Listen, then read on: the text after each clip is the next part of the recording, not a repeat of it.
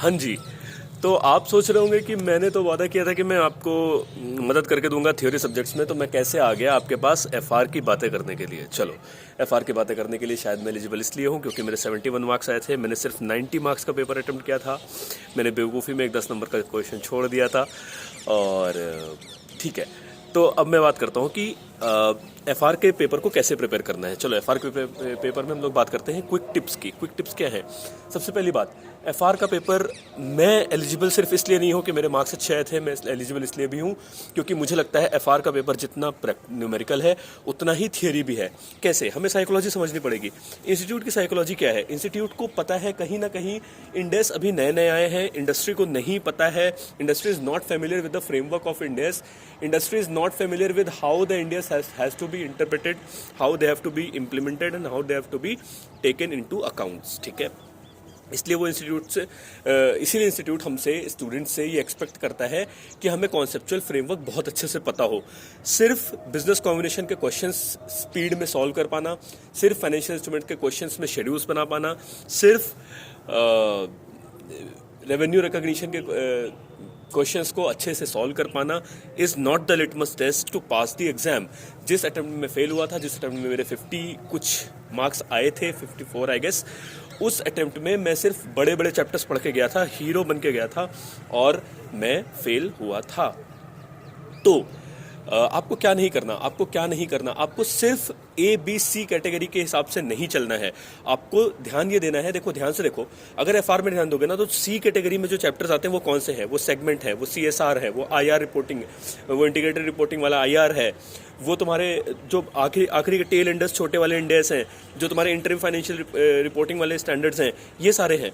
और इसका अगर तुम देखोगे ना तो सीधा सीधा क्वेश्चन आता है, 1 लाइन 2 लाइन का कॉन्सेप्ट होता है और उसके बेसिस पे सीधा सीधा क्वेश्चन आता है जिसमें तुम्हें पूरे मार्क्स मिलते हैं। तो उसे हम क्यों ना पढ़ के जाएं? अगर उसको पढ़ने से हमारे 5 क्वेश्चंस आने वाले हैं, जो सपोज 4 नंबर के 4 क्वेश्चंस आने वाले हैं, जो कि हमारे पास 16 मार्क्स हमें फेच करके देंगे, और पूरे दिन रात लगा करके 6-6 7-7 दिन लगा करके अगर तुम बिजनेस कॉम्बिनेशन का रिवीजन करते हो, पढ़ाई करते हो, और उसके बाद भी तुम्हें सर्टेनिटी नहीं है कि तुम्हें पूरे मार्क्स मिलेंगे या नहीं मिलेंगे, तुम चेन होल्डिंग छोड़ करके जाते हो और चेन होल्डिंग का ही क्वेश्चन आ जाता है, तो फिर क्या फ़ायदा हुआ? इससे तो अच्छा है कि तुम 4-4 नंबर के 4 क्वेश्चंस पढ़ के जाओ, जिनमें से हो सकता है तुम्हें 2 या 3 तो आ ही जाएं। तो you are any day better reading those chapters than you are when you are reading just the lengthier once.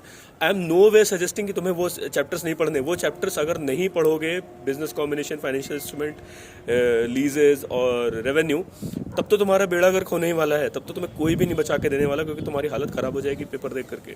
मगर अगर ये चैप्टर्स तुमने नहीं पढ़े ना, तो वो चैप्टर्स तुम्हें अकेले दम पे नहीं बचाने वाले, और तुम्हारे कॉन्फिडेंस की ऐसी धज्जियाँ उड़ेंगी, जो कि मेरे भी उड़ी थी। मेरे को लग रहा था ये कौन सा पेपर है, 2-4 क्वेश्चन तो आते थे, बाकी सारे क्वेश्चन में मैंने क्या किया सिर्फ मेरा भगवान जानता है।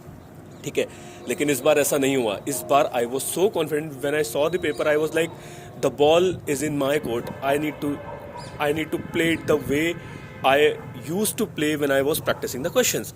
ठीक है, तो चलो, प्रैक्टिकल टिप नंबर 1 ये है कि एफआर में सिलेक्टिव स्टडी करनी नहीं है। एफआर में कोशिश ये करना है कि रिवीजन जब करोगे तो छोटे टॉपिक्स को भी उतना ही ध्यान दोगे जितना बड़े टॉपिक्स पे तुम लोग ध्यान देने जा रहे हो। दूसरी प्रैक्टिकल टिप एफआर में जो आती है वो ये है कि एफआर में अगर तुम पैनिक कर रहे हो, तुम्हें समझ में नहीं आ रही हैं चीज़ें, प्रॉब्लम्स दिख रही हैं, ज़्यादा परेशान मत हो। बस उनको आइडेंटिफाई करो कि मेरे को इस पर्टिकुलर टॉपिक में यहाँ पर दिक्कत लग रही है, इस पर्टिकुलर टॉपिक में यहाँ पर दिक्कत लग रही है। आखिरी के 7-8 दिन में तुम्हारी इतनी एफिशिएंसी बढ़ने वाली है ना कि तुम उन 7-8 दिनों में 10 बार एफआर कवर कर जाओगे। अगर ठीक है, 10 बार नहीं कर पाओगे, 2 से 3 बार एफआर कवर कर जाओगे, और जिस टॉपिक्स में तुम्हें पहले प्रॉब्लम आ रही थी उनको तो बहुत ही आसानी से तुम्हें समझ में आएगा, और बहुत ही आसानी से उनकी प्रैक्टिस भी होती चली जाएगी। तो अगली बात आती है कि एफआर में भैया बहुत लेंदी है, एफआर भैया बहुत लेंदी है, एफआर का क्या करें? अगेन, जो मैंने लॉ के लिए बोला वही मैं एफआर के लिए बोल रहा हूँ। क्रॉस आउट करो।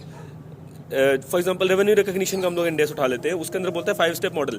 5 स्टेप मॉडल तुमको रट्टा हो चुका है, तुम बार बार जब भी उठाते हो हीरो बनते हो, देखो मुझे कितना कुछ आता है, मैं कितना स्मार्ट हूँ, और उसके चक्कर में तुम हर बार वही 5 स्टेप मॉडल को रिवाइज करते हो कि 5 स्टेप मॉडल ये है, रेवेन्यू की डेफिनेशन ये है, कॉन्ट्रैक्ट की डेफिनेशन ये है, कॉन्ट्रैक्ट की ये 5 क्राइटेरिया है, फुलफिल होगा तभी।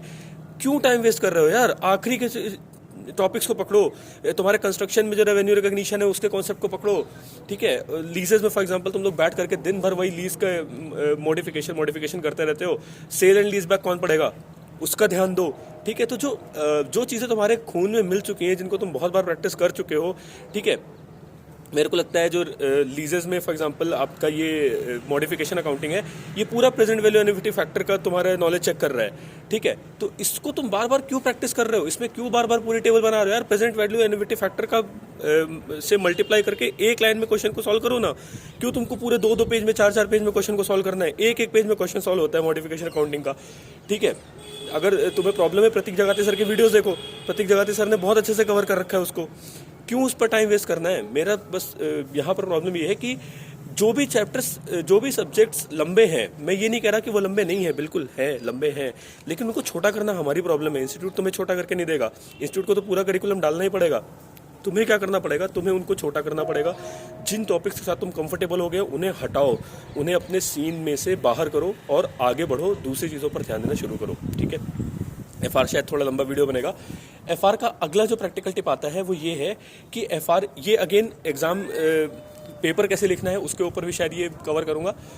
यहाँ पर मैं तुम्हें बताना चाहता हूँ कि जब भी तुम एफआर के पेपर को अटेम्प्ट करोगे तो एफआर थियरी सब्जेक्ट है। मेरी बात की गांठ बांध लो कि एफआर थियरी सब्जेक्ट है। एफआर में इंस्टीट्यूट को तुमसे थियरिटिकल नॉलेज चाहिए, ठीक है। उसे चाहिए कि तुम जो एडजस्टमेंट्स कर रहे हो उसके बारे में इंडेक्स में जो लिखा है उसको अपनी लैंग्वेज में, जैसे तुम डीटी में अपनी लैंग्वेज में बातें लिखते हो ना, बिल्कुल वैसे ही तुम उसको अपनी लैंग्वेज में वन लाइनर्स उसमें लिखो। अगर तुम वन लाइनर्स लिखोगे तुम्हें नंबर मिलेंगे, पक्का नंबर मिलेंगे, ठीक है। तो कुछ तो इसको बोलते हैं अंग्रेजी में, अंग्रेजी थोड़ी कमज़ोर है, अंग्रेजी में शायद इसको ब्राउनी पॉइंट्स बोलते हैं। तो तुम्हें वो ब्राउनी पॉइंट्स मिलेंगे, ठीक है। तो इन कुछ बातों को याद रखो, पढ़ते समय इन पे ध्यान देना। मैंने वीडियो लंबा बनाया होगा, इस वीडियो को देख करके लिख लेना कहीं पर और छोटे छोटे पॉइंटर्स बना लेना। उन 2-3 पॉइंटर्स को ध्यान में रखोगे तो तुम्हारे पेपर बहुत अच्छे हो जाएंगे। और याद रखना, कोई भी तुम्हें ब्रह्मास्त्र नहीं देगा। हर टीचर तुम्हें 70 बातें बताएगा, लेकिन मेरे हिसाब से किसी भी प्रोसेस को अच्छा करने के लिए 1 से 2 बेसिक्स पर ध्यान देना पड़ता है। आप उन 1 से 2 बेसिक्स को ध्यान दे दो और आपका काम बन जाएगा, ठीक है। चलो बाय।